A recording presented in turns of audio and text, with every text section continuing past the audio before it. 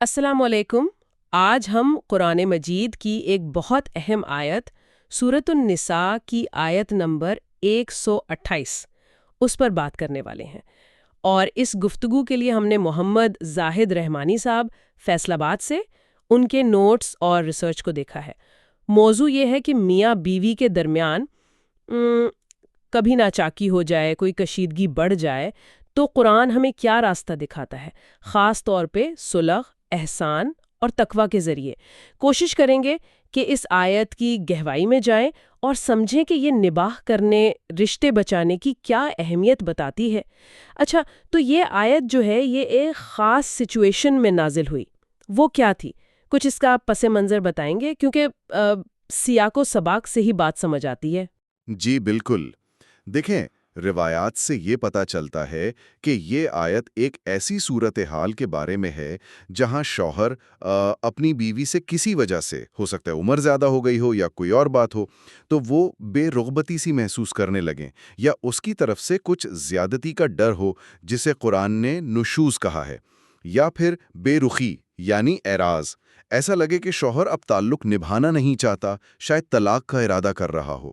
جیسے ایک واقعہ ملتا ہے رافع بن خدیج رضی اللہ عنہ کا، ان کی اہلیہ کے حوالے سے۔ اچھا، یعنی جب رشتہ ایک ایسے موڑ پر آ جائے جہاں ایک فریق، خاص طور پر شوہر کی طرف سے بے اعتنائی نظر آ رہی ہے، تو ایسے میں قرآن کیا کہتا ہے پھر؟ کیا سیدھا راستہ علیحدگی کا ہے یا کچھ اور؟ نہیں، یہیں پر قرآن ایک بہت ہی خوبصورت بات کہتا ہے۔ آیت میں آتا ہے کہ اگر بیوی کو شوہر کی طرف سے نشوز یعنی زیادتی یا اعراض یعنی بے رخی کا اندیشہ ہو تو ان دونوں پر کوئی گناہ نہیں کہ وہ آپس میں کسی طرح صلح کر لیں۔ صلح کر لیں؟ جی، صلح مطلب بات چیت سے، کوئی لین دین سے، کوئی درمیانی راستہ نکال لیں، اور پھر فوراً واضح کیا وَالصُّلْحُ خَيْرٌ، وَالصُّلْحُ خَيْرٌ۔ یعنی اور صلح بہرحال بہتر ہے۔ یہ بہت بڑی بات ہے۔ اسلام تعلق کو ایسے لٹکانے یا بگاڑ پر چھوڑنے کے بجائے مصالحت کی بھرپور ترغیب دے رہا ہے۔ صلح بہتر ہے، یہ سننے میں تو بہت اچھا لگتا ہے، لیکن عملی طور پر صلح کرنا اکثر بہت مشکل ہو جاتا ہے۔ کوئی چیز تو رکاوٹ بنتی ہوگی نا اس میں؟ بالکل، اور قرآن نے خود اس رکاوٹ کی طرف اشارہ کر دیا ہے۔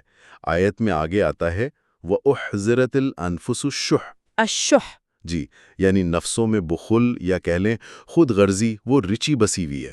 اور یہ شح صرف مال کا بخل نہیں ہے، یہ اپنے حق سے چمٹے رہنا، دوسرے کے جذبات کا خیال نہ کرنا، اپنی خواہش، اپنا آرام دیکھنا، یہ سب اس میں آتا ہے۔ اچھا۔ یہی وہ خود غرضی ہے جو رشتوں میں دراڑ ڈالتی ہے، صلح کو مشکل بناتی ہے۔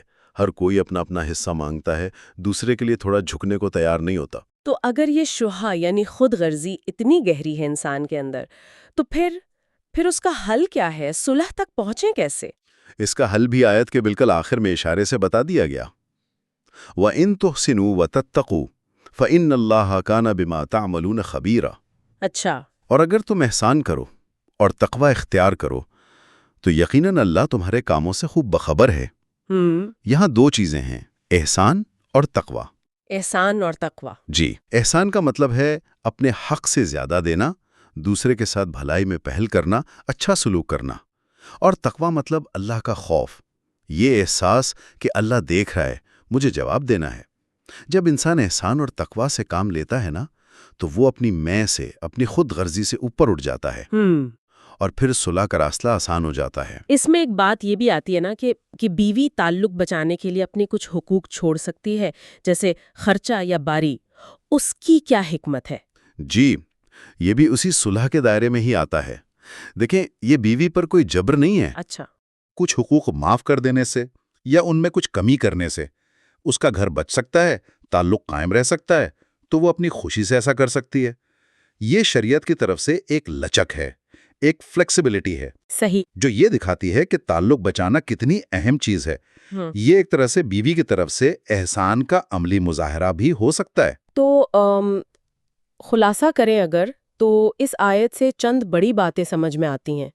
ایک تو یہ کہ ازدواجی تعلقات میں مشکل آئے تو پہلا آپشن صلح ہے، اور یہ بہترین راستہ ہے، وَالصُّلْحُ خَيْرٌ۔ جی بالکل۔ دوسرا، انسان کی فطری کمزوری یعنی خود غرضی، شح، وہ اس راہ میں بڑی رکاوٹ ہے۔ جی تیسرا، اس رکاوٹ کا علاج ہے احسان اور تقوی، یعنی بھلائی کرنا اور اللہ کا ڈر رکھنا۔ صحیح۔ اور چوتھا یہ کہ تعلق بچانے کی خاطر فریقین، خاص طور پر یہاں بیوی کو رعایت دی گئی کہ وہ اپنی مرضی سے کچھ حقوق چھوڑ کر بھی صلح کر سکتی ہے۔ بالکل۔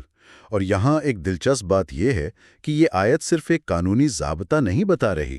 اچھا؟ جی، یہ دراصل رشتوں کو نبھانے کا ایک اخلاقی اور آپ کہہ لیں عملی فارمولا دے رہی ہے۔ یہ بتا رہی ہے کہ شریعت صرف حق اور فرض کی لکیری نہیں کھینچتی، بلکہ تعلقات میں خیر، بھلائی، پائیداری پیدا کرنے کی کوشش کرتی ہے۔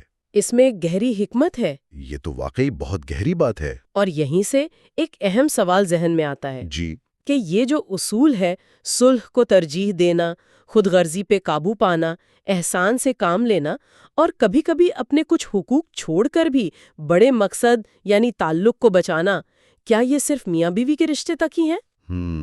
یا پھر یہ اصول ہماری زندگی کے دوسرے معاملات میں، ہمارے باقی رشتوں میں، دوستوں، خاندان، یہاں تک کہ معاشرتی اجتماعی جو جھگڑے ہوتے ہیں ان کو حل کرنے میں بھی ہماری رہنمائی کر سکتا ہے؟ یہ سوچنے کی بات ہے کہ ہم اپنی ذاتی انا اور حقوق کی حفاظت اور جو اہم انسانی رشتے ہیں یا اجتماعی خیر ہے ان کے درمیان توازن کیسے قائم کریں۔